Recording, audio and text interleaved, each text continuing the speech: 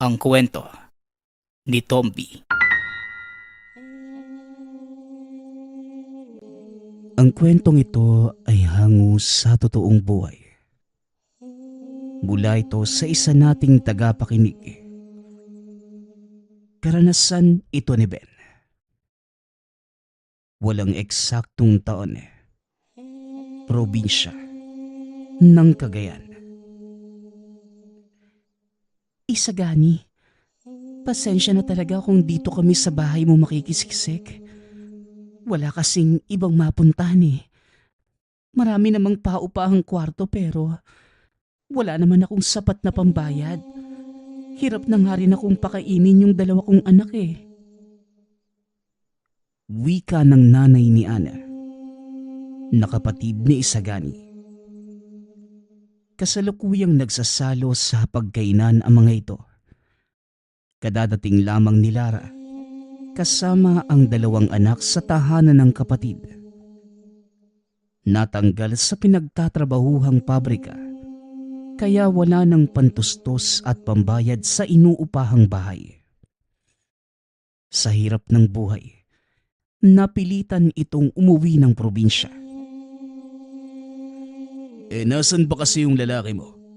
Pagkatapos kang anakan dinala ka sa malayong lugar. Basta nalang iiwanan. Hindi ka na nga pinakasalan. Ganyan pa yung ginawa sa'yo. Kung may babalik ko lang yung dati, Lara pinatay ko na lang sana yung lalaking yun. Kahirapan at pagdurusa lang yung sinapit mo sa kanya. Tugon ni Isagani. Isagani, alam ko naman na galit ka sa kanya. Pero wala naman na tayong magagawa eh. Nangyari na eh. Nagsisisi rin naman ako sa nangyari. Pero may mga anak akong dapat itaguyod. Ayos lang. Bahay naman to ng mga magulang natin eh. At ako na lang nakatira. Dito na kayo para may kasama ako. Nakakalungkot mag-isa eh. Mas masaya kapag marami. Ilang taon na ba itong panganay mo? 15 anyos na. Itong bunso ko naman, 3 taong gulang pa lang. Salamat talaga, Isagani ha. Sa dating kwartong tulugan ko na lang kami para hindi na magalaw yung ibang kwarto. Isagani, ginagawa mo pa rin ba magpasa hanggang ngayon? Yung bagay na yun? Tanong ni Lara. Oo naman. Wala naman akong ibang mapagtutuunan ng pansin maliban sa gawaing bukid. Hindi naman palagian. Sa tuwing may loko-lokong nagpaparamdam lang. Tugon ni Isagani. Sa kabilang banda naman, hindi mapakali sa inupuan ang panganay na anak ni Lara. Si Ben. Kanina pa ito nakatingin sa tsuhing si Isagani. Naninibago dahil ngayon pa lamang nakaengkwentro ng taong may tattoo sa mukha at umaabot hanggang sa leeg. Mga simbolong hindi maintindihan ang ibig sabihin. Meron din sa magkabila ang braso. Grupo ng mga letra ang nakaukit. Hindi niya rin nagustuhan ang datingan. Dahil tila bilanggo ito nakakalabas pa lamang mula sa preso. Uy Ben, napansin ko kung paano ka tumingin sa tsuhin mo Hinuhusgahan mo ba siya? Uunahan na kita. Hindi siya masamang tao kagaya ng iniisip mo. Tigil-tigilan mo na rin yung ganyang tinginan ha. Baka mapagsabihan ka ni Isagani. Mas malala pa yun magdisiplina kaysa sa akin. Sita ni Lara. Nang sila na lamang ang naiwan sa pagkainan. Naunang matapos si Isagani, nagpaalam na merong gagawin sa labas. Nanay, paano naging mabuting tao yung ganun? Sa katawan nga, walang respeto. Kung ano-ano yung nilalagay Di ba masama yun? Ang sabi sa Biblia, tahanan ng Diyos ang katawan ng tao. Ano bang ginawa niya? Dinumihan pa nga Tugon ni Ben. Aba batang to, Kung makapagsalita, mas magaling ka pa sa akin. Kilala ko ang tiyuhin mo. Mabuti siyang tao. Saka ang lahat ng burda niya sa katawan, hindi kagaya ng nakikita mo sa mga adik o taong naghahanap lang ng dumi sa katawan. May mahalagang pakinabang yung bawat simbolo at letrang nakaukit. Mas mabuti pa siguro kung bilisan mo na yung pagkain at makaligpit ka. Ihahanda ko naman yung kwartong tutulugan natin. Tugon ni Lara. Hindi na lamang nagsalita si Ben. Ngunit pinapangatawanan nito ang naiisip tungkol sa tiyuhin. Marami itong kaklase at kakilala na ganito ang miyembro ng pamilya. Maraming tattoo sa katawan at kadalasang mga taong nasasangkot sa masamang gawain. Pagkatapos magligpit, nagpunta ito ng sala at binantayan muna ang nakababatang kapatid. Hindi pa tapos sa paghahanda ng higaan ang ina. Ilang sandali pa, dumating si Isagani. Natakot ang binata dahil may dala itong itak. Meron pang mansya ng dugo. Dagdag pa ang kaseryosohan ng muka. Walang sali-salitang dumiretso sa sariling kwarto. Maya-maya'y lumabas din. Sinundan ito ng tingin ni Ben mula sa bintana. Hindi lang malaman kung saan papunta dahil madilim na ang paligid. O Ben, pumasok na kayo rito nang makapagpahinga. Mahaba ang biyahe natin kanina, kaya matulog na tayo. Pakisara na din yung mga bintana at pinto. Wika ni Lara sa anak. Nanay, saan kaya pupunta yung kapatid mo? Umuwi siya rito na may dalang itak. Duguan pa nga eh. Pumasok ng kwarto niya tapos lumabas din. Dumiretso doon oh. May masama siguro siyang binabalak ano? Tanong ni Ben. Napabuntong hininga na lamang si Lara sa sinabi ng anak. Ay nako itong batang to. Kung makaisip ka, napakabrutal. Hindi ba pwedeng may kinatay lang na baboy sa kapitbahay? May pestahan daw sa kabilang sityo kaya naghahanda. Eh kung ano-anong pumapasok sa kokote mo, halika na nga. Wika ni Lara. Hindi na nakasagot pa ang binata. Nang pilitin ng ina na wag nang pansinin ang ginagawa ng tiyuhin. Makalipas ang ilang oras, naalimpungatan si Ben sa kaluskos na nagmumula sa kusina. Maingat itong pumuslit at naabutan ang tiyuhin na puno ng dugo ang katawan. Ngunit may nakalatag naman na lamang loob sa mesa. Kung hindi lamang siya nakakita dati ng laman ng baboy, iba ang iisipin niya ngayon. Dito napagtantong tama ang sinasabi ng ina kanina. Hindi na siya nagpakita kay Isagani. Bumalik na lamang ng kwarto. Kinabukasan naimbitahan din sila sa piyestahan ng sityo.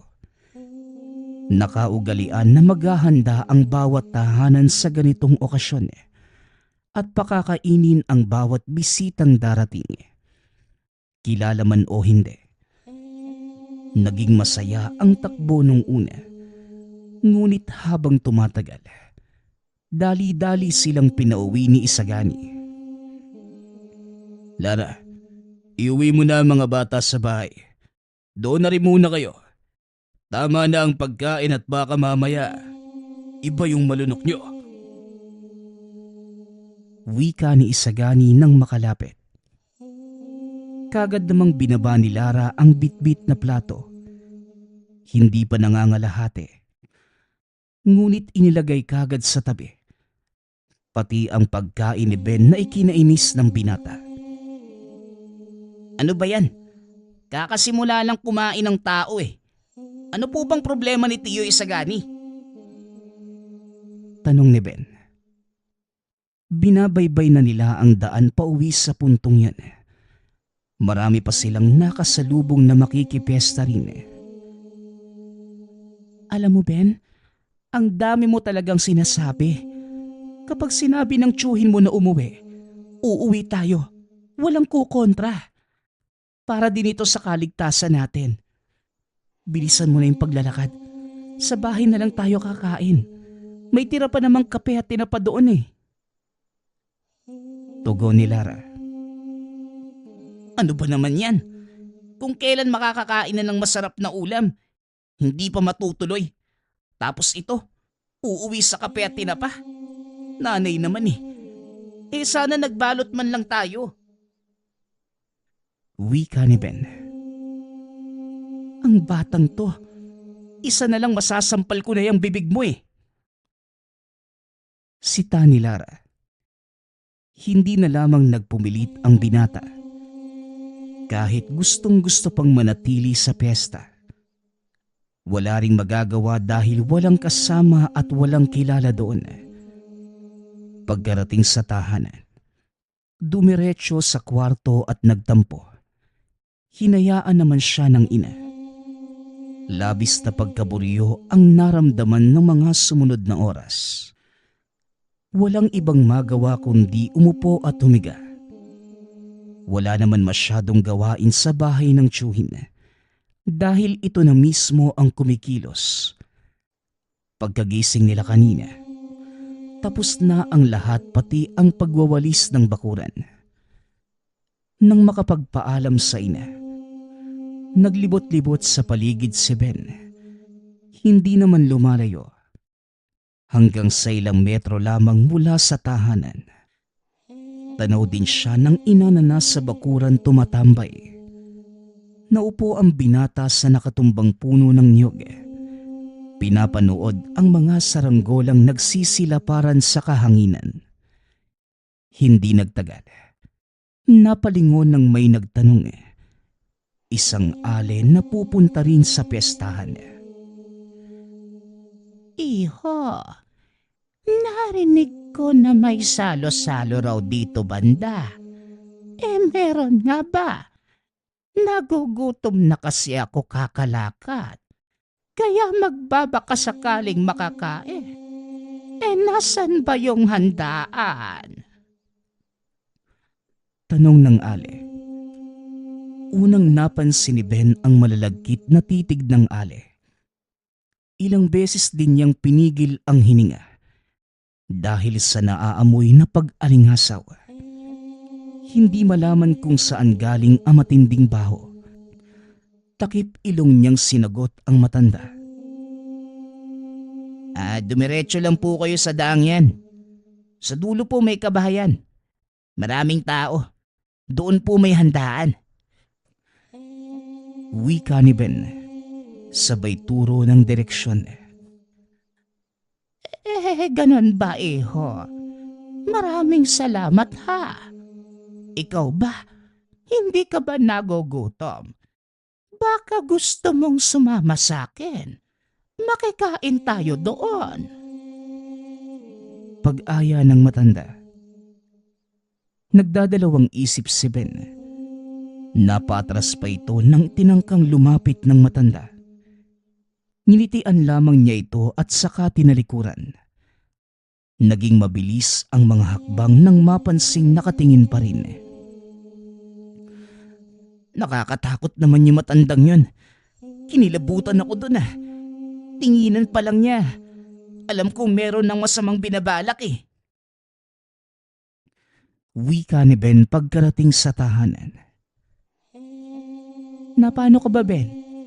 Ano na naman yung binubulong mo, ha? Nagsasalita ka ng mag-isa. Nababaliw ka na ba, anak? Tanong ni Lara. Grabe ka naman ay. Wala po. Yung ali kasi nagtanong kung saan may handaan. Tinuruan ko tapos nag-aya. Humindi ako kasi. Mukhang masamang tao eh. Parang nangangamoy nga rin. Napakabaho. Masakit sa ilong. Tugon ni Ben. Ay naku anak, nagsisimula na naman yung bunganga mo. May napansin lang sa tao, iisipan kagad ng masama. Magtimpla ka na lang ng gatas para sa kapatid mo. Para kang siraulo dyan eh. Wika ng ina. Sinunod naman ito ng binata.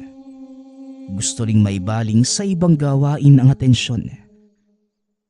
Pagsapit ng takip silim, nang mapadaan muli ang ale na nagtanong kanina, may dala itong supot na naglalaman ng kung ano.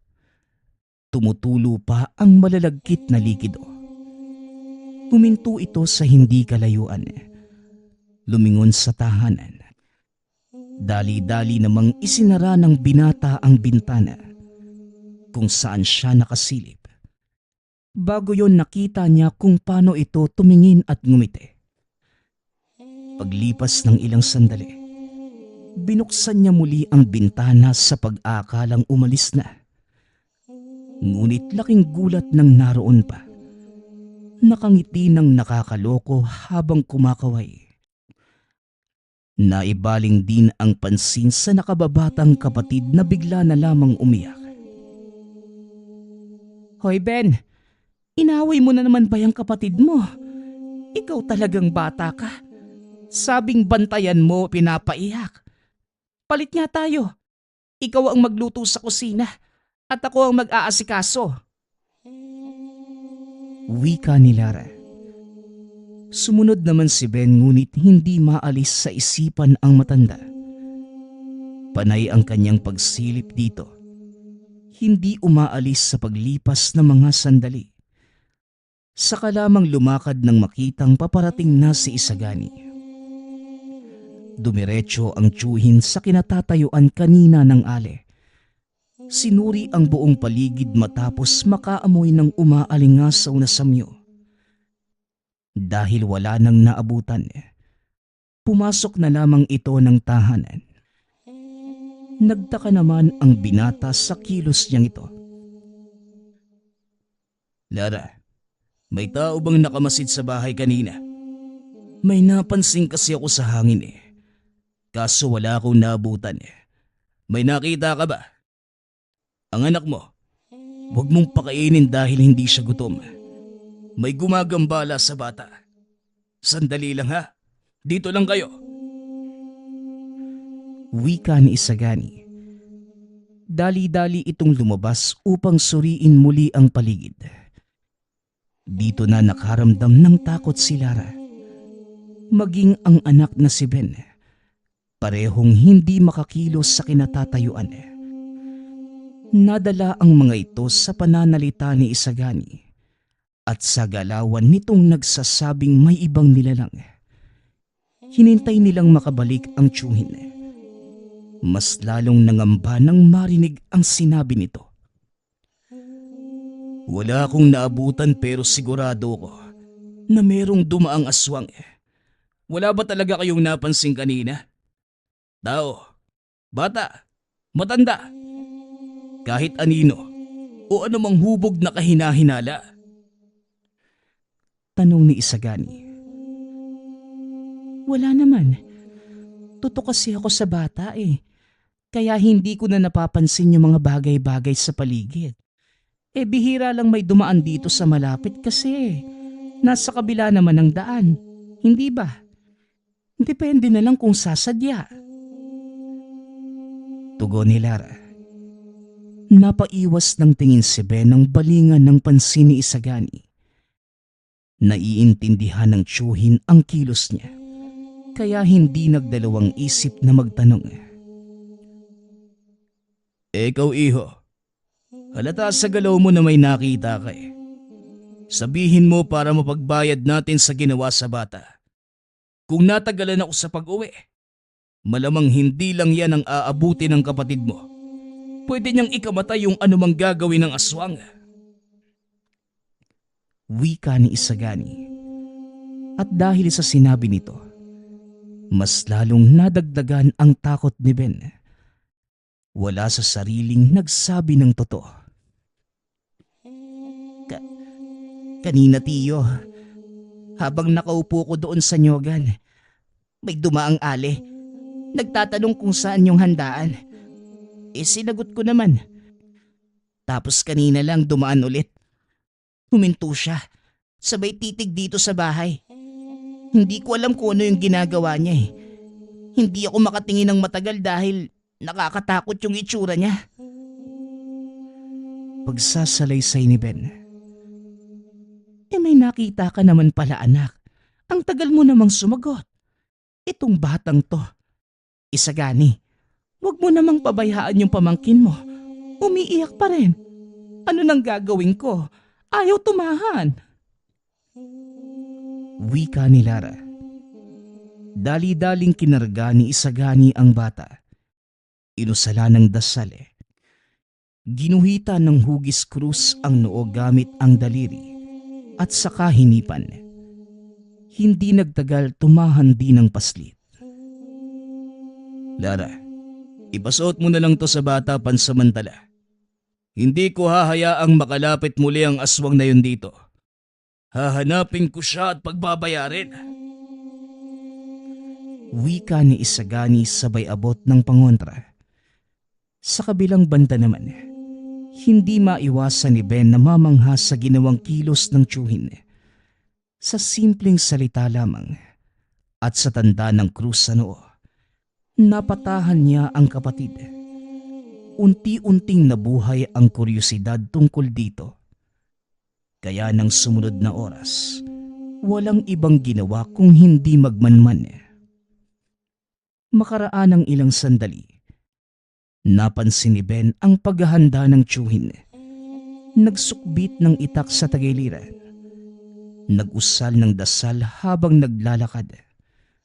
Nais nitong sundan ngunit nang makita ang kadiliman sa labas, iwinaksi na lamang ang isipan niya. Sa sala na lamang tumambay at hihintayin ang pagbabalik nito. Nang tumagal, unti-unting naulinagan ang mahihinang halinghing mula sa labas.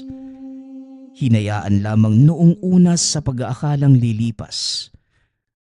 Ngunit nang magsunod-sunod na parabang gawa ng mabangis na hayop, dali-daling tinignan. Sa unahan ay bumungad ang aninong kahubog ng tao. Lumitaw ang nanlilisik na mga mata. Gumagalaw ang buhok na parang may sariling buhay. Mahaba din ang mga kuko. Naglalaway at nakalabas ang pangil. Malakas na napasigaw si Ben dahilan para magising ang ina. Ano ba yan, Ben? Gabing-gabi na. Bakit ba sumisigaw ka?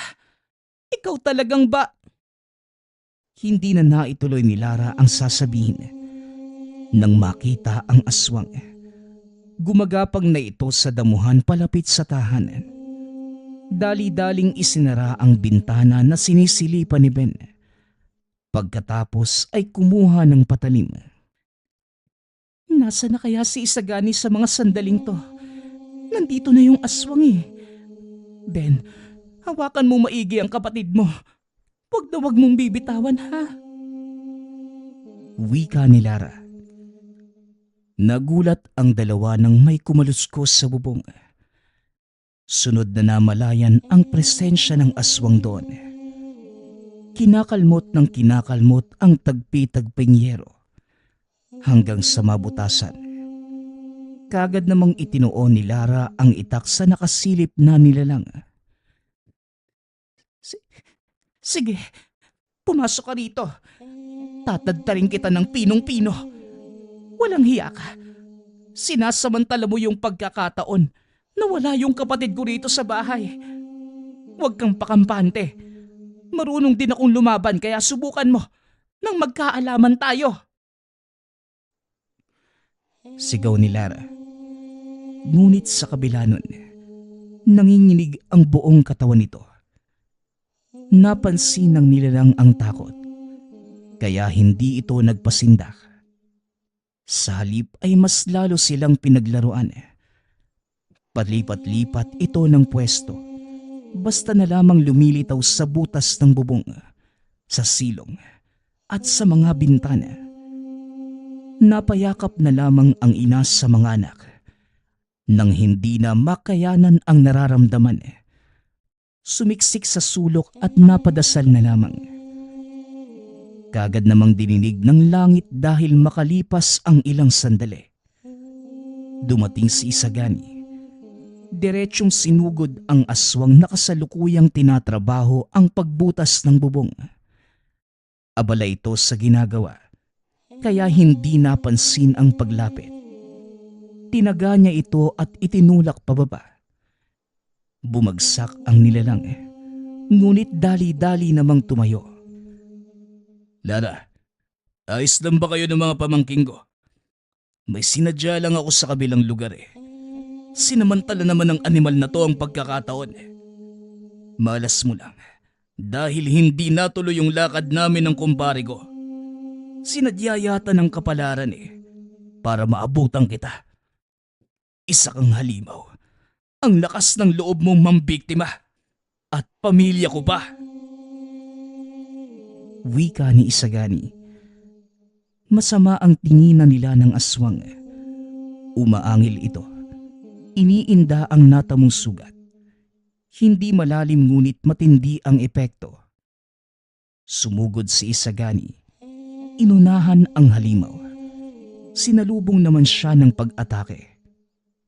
Pareho pang nakailag ang dalawa. Muling sinugod ang isa't isa ngunit walang nagbago. Alistong alisto.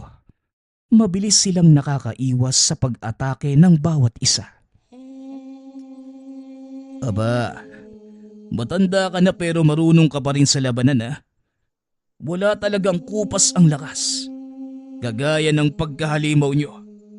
Kung hindi ako nagkakamali ng pangamoy, ikaw yung napansin ko sa handaan na bigla ding nawala. Tapos ito, pamilya ko talaga ang natipuhan mong biktimahin? Hindi ka yata nakapagtanong kung sino ang tumatayong padre de pamilya ng tahanang to. Ako yun At ako rin ang tatapos sa iyong halimaw ka. Wika ni Isagani. Matapos ang salitang yun, sinugod muli ang nilalang. Ngunit sa puntong ito ginamitan na ng orasyon. Lahat ng nakaukit na simbolo sa katawan ay naglabas ng bisa. Bigla na lang nagliwanag ang lahat ng burda sa katawan ni Isagani. Sa pagkakataong yun, mas lalong lumakas ang mga pag-atake ng binata. Patuloy ito sa pag-atake sa nilalang. Hindi na katulad kanina na naiilagan ang bawat pagtaga. Ito ang ginawa ni Isagani. Paulit-ulit niyang tinaga ang nilalang. Walang tigil hanggang sa bumulagta na lamang. Nangisay at ilang sandali pa ang lumipas.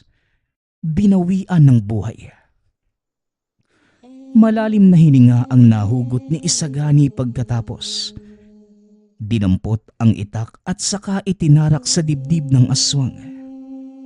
Sa kabilang banda naman, nanlaki na lamang ang mga mata ng mag-inang Lara at Ben sa nasaksihan. Pinuri naman ni Lara ang husay ng kapatid. May kinalagyang ka ring aswang ka. Ang sabi ko naman sa'yo, darating ang kapatid ko. Nakatikim ka tuloy. Wika ni Lara. Muli namang nagpaalam sa kanila si Isagani para ligpitin ang katawan ng nilalang. Madaling araw na ito nakabalik. Oras kung kailan nakatulog na sila. Pagsapit ng umaga, nang may pagkakataon, natanong ni Ben ang ina tungkol sa tiyuhin. Nanay, ano po ba talagang klase ng tao si Tiyo Isagani? Walang katulad po yung tapang niya. Nagawa ba namang harapin at mapatay yung aswang na yun? Tayo nga rito, halos mahimatay na sa takot Saka nakita ko kung paano siya lumaban. Kakaiba talaga, no? Wika ni Ben. Yan nga yung palagi kong sinasabi sa'yo. Hindi basta-basta na tao yung Tiyo Isagani mo. Kung tawagin siya ng taga rito, antingero, manunugis ng aswang. Kinakalaban niya yung mga aswang na mahuhuling ng bibiktima. Ang gamit niyang panlaban, yung bisa ng mga simbolong nakaukit sa katawan at sinasambit na orasyon. Nakita mo naman, di ba? Nung magsabi siya ng mga kataga, bigla siyang lumakas. Senyales yun na naglabas ng kapangyarihan yung mga simbolo. Kaya nung pinagtataga niya, hindi nakaiwas. E di namatay din ang nila ng pagkatapos. Ganyang kalakas si Isagani na pinag-iisipan mo ng masama. Loko ka eh. Pagsasalaysay ni Lara, napaiwas ng tingin si Ben nang makaramdam ng hiya. Sa puntong ito, nagsisisi dahil sa pag-iisip ng kung ano-ano laban sa tiyuhing manunugis. Hindi ko naman alam na ganun pala eh. Ang buong akala ko, dinumihan niya lang yung katawan niya kaya may tattoo siya. Bakit ba kasi sa mukha meron din? Pwede namang sa kamay o braso lang. Napaisip tuloy ako ng masama. Tanong ni Ben. Oh, sana naman malinaw na sa'yo ha. Mabuti na ring nalaman mo habang maaga pa para hindi mo na siya pagdudahan. Dito na tayo titira sa tahanang to kasama ang tiyuhin mo. Kaya umayos ka. Bumangon ka na rin dyan at tumulong sa gawaing bahay. Nagtatabas na ng damo yung tiyo Isagani mo. Ligpitin mo na lang yung mga sinampay. Wika ni Lara. Dali-dali namang sumunod si Ben. Lumabas at nagpuntang sampayan. Habang nagliligpit ng mga damit, hindi maiwasang pagmasda ng tiyuhin. Kung titignan, masasabing pabayang tao dahil sa tattoo sa katawan. Ngunit kung aalamin ang katotohanan, mamamangha na lamang sila. Sa paglipas ng mga araw, nagkamabutihan din silang magkakapamilya. Naging maayos naman ang takbo ng buhay. Kahit payak lamang. Nasanay na rin ang mag-anak sa palagi ang lakad ni Isagani, lalo na sa pagsapit ng gabi. Pumupunta ito sa kumpare sa kabilang barangay para maglibot sa mga lugar na sinusugod ng aswang. Magkasama silang tumutugis. Umuuwi ng umaga. Minsan naman ilang araw bago makabalik. Hindi naman sila pinababayaan dahil nag-iiwan ng pangontra. Hanggang sa isang gabi, sa kalagitnaan ng pagtulog, nabulabog na lamang sa malalakas na katok. Si Isagani ang nagbukas. Bumungad ang kumparing nangangailangan ng saklolo. Duguan ito at sinasabing hinahabol ng aswang. Dumiretso sa kanila para humingi ng tulong. Naging alisto naman ang lahat, lalo na nang makita ang nilalang. Nakaabang ito sa unahan. Pare, pauwi na ako nang biglang sumugod. Napuruhan niya ako at hindi ko kakayanin ang isang yan. Mag-iingat ka pare, matindi ang kalaban mo. Yan yung nakaengkwentro natin dati nakatakas. Wika ng kumpare. Ganun ba? Kaya pala pamilyar yung amoy eh. Hayaan mo, ako na ang bahala rito. Kung dati nakatakas siya, ngayon sisiguraduhin kong hindi na. Aba, tignan mo nga naman oh. Hinihintay pa talagang may lumabas sa atin ah. Tugon ni Isagani. Lumabas din ito na makitang naghihintay ang nilalang. Pagapang-gapang ito sa damuhan habang patuloy sa pag-angil. Ingay pa lamang naghahamon. Hindi pa nakakalapit si Isagani. Kagad na itong sumugod. Naging maingat naman ang binata. Iniiwasan ang bawat pag-atake ng aswang habang inaalam pa kung paano ito gumalaw. Nakasagupa na noon. Ngunit nais lamang malaman kung kagaya pa rin ng dati kumilos. Habang tumatagal, mas nagiging mabilis ang pagsalakay. Natatamaan na si Isagani at ilang beses nang natumba. Bumabangon naman ito ngunit aminadong mahirap itong kalabanin. Huwag kang papakampante pare. Naglalaho yan. Tapos biglang lilitaw sa harapan. Bantayan mo yung bawat kilos niya. Sigaw ng kumpare. Kagaya nga ng sinabi nito. Naglaho bigla ang aswang. Lumitaw na lamang din sa harapan. Muli itong tumilapon ng matamaan ng atake. Naiharang na lamang ang mga braso sa mukha ng paulanan ng kalmot. Dahil sa sitwasyon, hindi mapalagay ang kumpare. Kahit hirap na dahil sa lubha ng sugat, sumubok na magbato ng orasyon. Umepekto naman ito sa aswang. Nakawala si Isagani sa mga pag-atake. Sinabayan din ng dasal. Dito na nakabuelo ang antingero. Gumanti ng suntok. Saka lamang tinigilan ng malagutan ito ng hininga. Humandusay ang nilalang. Naliligo ito sa sariling dugo. Hindi pa nakampante si Isagani. Winasak nito ang leeg ng aswang. Gamit lamang ang dalawang kamay. Pansamantala munang itinabi sa bakuran. Pagkatapos, binalingan ang kalagayan ng kumpare. Malala ang sugat nito sa tagiliran. Kumpara sa kanya, tinatablan ito ng pag-atake. Dahil dasal at lana lamang ang gamit sa pagtugis. Walang mutya o medalyon na siyang nagpapatibay ng sariling proteksyon.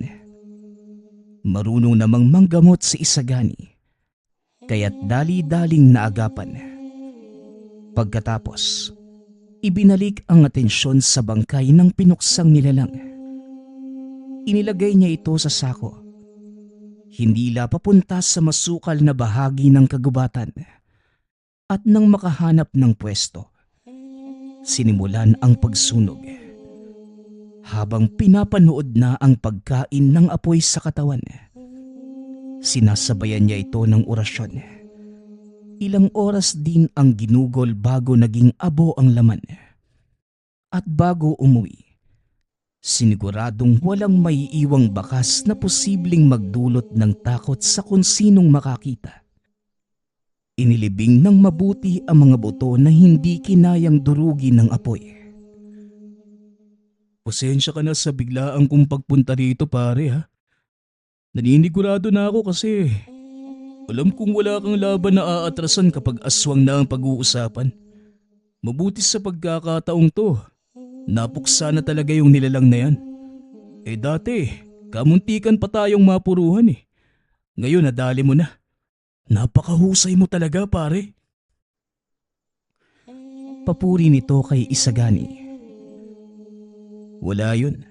Ano ka ba? Tayo lang din naman yung magtutulungan eh. Ipinagpapasalamat ko nga na dito ka tumakbo. Ilang buwan na yung lumipas mula nung huli kong laban eh.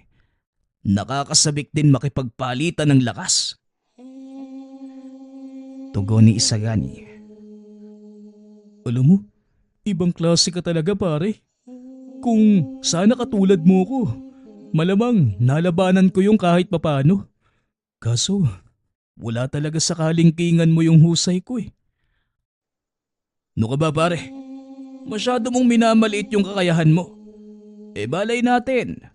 Parating pa lang yung mutsyang para sa'yo. Maghintay ka lang. Nakakaramdam ang ganitong bagay. Kapag nakuha ang lakas at enerhiya mo, ito mismo ang hahanap sa'yo. Mag-aral ka rin ng iba't ibang uri ng orasyon at dasal para mas lalong mapalinang yung kakayahan mo.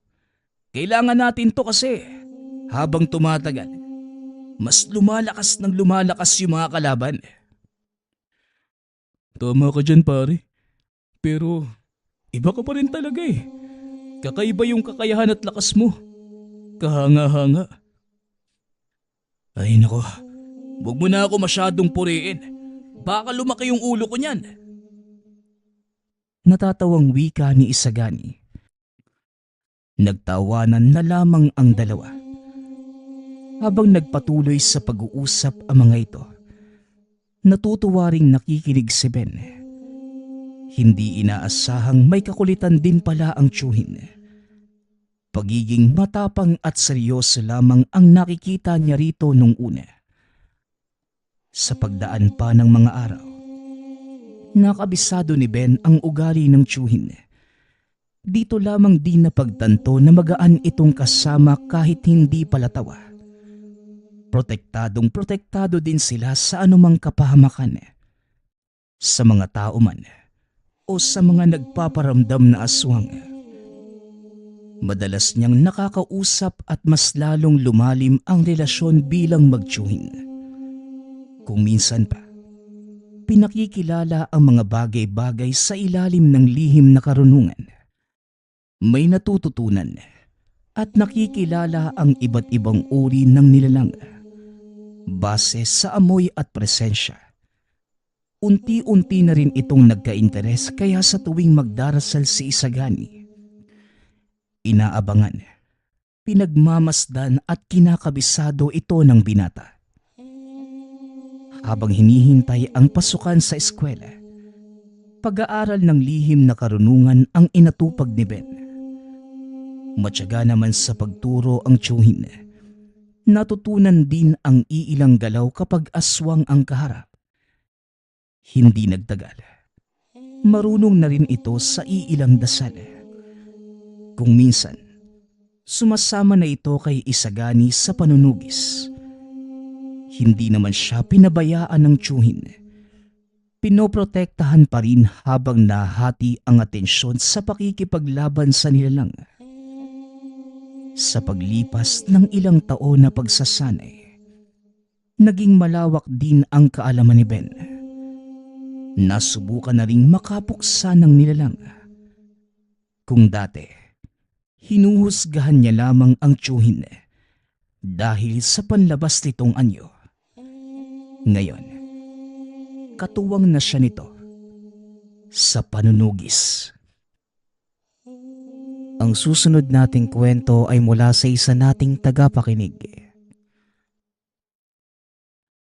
Karanasan ito ni Ina. Taong 1979. Probinsya ng Antique. Maayos naman ang pamumuhay ng pamilya nila Ina. 3 beses sa isang araw sila kumakain at tutok sa trabaho ang dalaga. Madalas gabi na itong umuuwi dahil sa kanyang pagpupursige. Ngunit isang araw, nagkasakit ang dalaga na tumagal ng ilang linggo. At dahil sa kanyang sakit, napilitan itong umalis ng trabaho. Ngunit kahit na nasa bahay lamang ang dalaga, hindi ito naging hadlang upang kumilos siya. 3:00 pa lamang na madaling araw, nagluluto na ito ng mga ibebenta niyang pagkain katulad ng palabok, tsampurado, lugaw at iba pa. Pagaman ilang beses na itong pinagsabihan ng mga magulang na wag nang pagurin ang sarili, hindi kinakaya ni Ina na walang ginagawa. Isa sa mga masugid nitong mamimili ay ang batang si Robert. Anak ito ng kanilang kapitbahay. Mabait namang bata. Madalas niyang nakikita si Robert na tumutulong sa mga matatanda sa lugar. Kaya naman tuwing Pasko, nireregaluhan siya ng mga ito. Hanggang sa isang araw nagtaka si Ina nang makita niya si Robert na naglalakad ng madaling araw. Hindi naman niya ito masyadong binigyan ng pansin. Dahil baka hindi lang ito makatulog ngunit ganun pa man. Ang batang katulad ni Robert, hindi dapat hinahayaang gumagala-gala. Lalo na sa mga ganong oras. Pagdating ng 9:00 ng umaga, bumili si Robert ng kanyang paninda. Katulad ng nakagawian nito. Kagad sinabi ni Ina sa bata na nakita niya si Robert kanina at hindi niya dapat ito gawin ng madalas dahil nakasasama ito sa kanyang katawan. Biglang napakunot ang noo ng bata. Nagtataka ito. dahil sigurado naman siyang kakagising niya lamang kanina. Nagtaka rin si Ina sa sinabi ng bata, kaya naman nagpaumanhin na lamang siya at hindi na masyadong pinagtuunan ng pansin ang mga nangyari. Kinabukasan ng madaling araw, nakita na naman niya si Robert na pagala-gala. Tinitigan niya ito ng mabuti at nakakasigurado ito na si Robert nga ang nakita. Tinawag niya ang pangalan ng bata, ngunit hindi ito lumilingon. Nagpatuloy lamang ito sa paglalakad na tila walang narinig. At katulad ng nangyari kahapon, muling bumili si Robert ng 9:00 ng umaga. Muli itong binanggit ni Ina kay Robert. Ngunit katulad ng sagot nga niya kahapon, kakagising lamang niya ng mga oras na yon. Sigurado talaga ako eh. Kitang-kita nga kita kaninang umaga. Yang suot mo na yan din yung nakita ko kanina. Hindi ako nagkakamali. Wika ni Ina. Pero Ate Ina, sigurado rin ho ako nakakagising ko lang kanina eh. Si nanay nga po yung palaging gumigising sa akin. Baka kung ano-ano lang po yung nakikita nyo. Pagpupumilit ng bata. Pero sigurado nga kung ikaw yun. Baka naman naglalakad ka lang habang tulog. Kaya hindi mo alam. Muling wika ni Ina. Ay nako Iha, maniwala ka na lang sa bata. Wala naman sigurong rason para magsinungaling si Robert. Pero kung sigurado ka talagang nakita mo yung bata, kahit nasabi ni Robert na imposible yun naku po, mag-iingat ka palagi ha. Wika ng isang mamimili na nakikinig sa kanilang usapan. Po, bakit naman po mag-ingat? Tanong ni Ina. Baka naman, hunyango na yung nakikita mo ha. Tugon ng matanda. Ano naman po yung hunyango, Lola? Ayon sa mga kwento-kwento, ang hunyango ay isang nilalang na nanggagaya ng pisikal na kaanyuan ng tao. Hindi natin sigurado kung ano ang pakay ng mga ito. Ngunit madalas, hindi maganda ang intensyon ng mga hunyango. Naku iho, baka napag-interesan ka ng hunyango. Lagot ka na. Pagsasalaysay na matanda habang tinatakot niya si Robert. Kagad namang napaisip si Ina sa sinabi ng matanda. Bagamat binibiro lamang niya ang bata, kahit papano, kinokonsidera naman ni Ina na maaaring yun na ang kanyang nakita. Bagamat hindi siya naniniwala ng tuluyan sa mga nilalang, hindi naman sarado ang kanyang isipan sa posibilidad ng mga nilalang na kagaya noon. Ilang araw pa nakita ni Ina si Robert tuwing madaling araw. Wala naman itong ginagawa, kundi maglakad lamang kaya pinabayaan na niya ito. Ngunit isang araw, nabalitaan niyang may sakit ang bata, kaya hindi ito nakabili ng araw na yun. Nag-alala naman ang dalaga, kaya ikwinento niya sa magulang ni Robert na palagi niya itong nakikitang naglalakad ng madaling araw. Iniisip pa rin ni Ina na maaaring naglalakad lang ito habang tulog. Nagkatinginan naman ang mga magulang dahil nakakasiguro sila na kandado ang lahat ng pintuan sa kanilang tahanan tuwing gabi. Kaya imposible itong mabuksan ng hindi naglilika ng ingay na madidinig nila. At isa pa, maliit na bata pa lamang si Robert. Hindi nito kayang buhatin ang pinangaharang nila sa mga pintuan. Kaya't hindi na pinilit pa ni Ina ang mga nakikita sa iba. Kinikilabutan na ito ng mga oras na yun. Maaring tama nga ang sinabi ng matanda na isa itong hunyango at hindi talaga si Robert ang nakikita. Hanggang sa isang madaling araw, muli niyang nakita si Robert. Sa pagkakataong yun, napuno na si Ina. Gusto na niyang alamin kung si Robert nga ba talaga ang naglalakad o hindi. Sinundan niya ang batang naglalakad habang tinatawag ang pangalan nito. Ngunit hindi pa rin ito lumilingon hanggang sa makarating na sila sa madilim na bahagi ng eskinita. Robert, ano ba naman yan? Kanina pa kita tinatawag eh.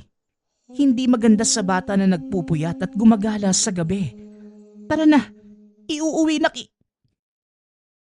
Naputol ang sinasabi ng dalaga. Napatigil ang pagtibok ng puso nang humarap ang nilalang sa kanya. Kamukhang kamukha ito ni Robert. Parehas sila ng pangangatawan, balat, damit pati na rin ang itsura. Ngunit bagaman parehong-pareho sila, ramdam na ramdam niyang hindi ito si Robert. Hindi niya maintindihan.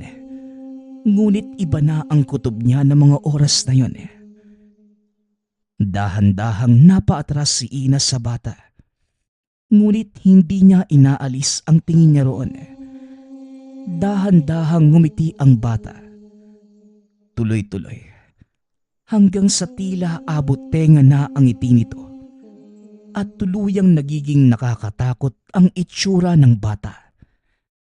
Tila huminto ang paligid ni Ina ng mga oras na yon. Biglang nawala ang ngiti ng bata. Bigla itong umiyak at imbes na maawa, takot ang naramdaman niya dahil tila demonyo ang boses na lumalabas dito. Hindi na kinaya pa ni Ina nang bigla na lang umiyak ito ng dugo at ang pagagulgol ng bata ay napalitan ng pagtawa na parang nababaliw. Tumakbo na si Ina papunta sa tahanan. Iniwanan niya ang mga paninda sa labas ng bahay. Dali-daling kinandado ang pinto. Kagad niyang ginising ang ina at kwinento ang kanyang nasaksihan. Simula ng araw na yon, sinasamahan na siya ng ina sa paggising sa umaga. Regular na mamimili pa rin si Robert. Bagamat hindi naman ito kasalanan ng bata. Magpasa hanggang ngayon, hindi niya kayang tignan ito ng matagal. Dahil tuwing nakikita niya si Robert, ang naaalala lamang nito ay ang nakakatakot na nilalang na nakaengkwentro doon sa may eskinita. Nagpapasalamat nga pala ako sa lahat ng sumusuporta sa ating channel. Nawa ay patuloy niyong suportahan at pakinggan ang ating mga kwento. Hanggang sa muling pakikinig. Paalam.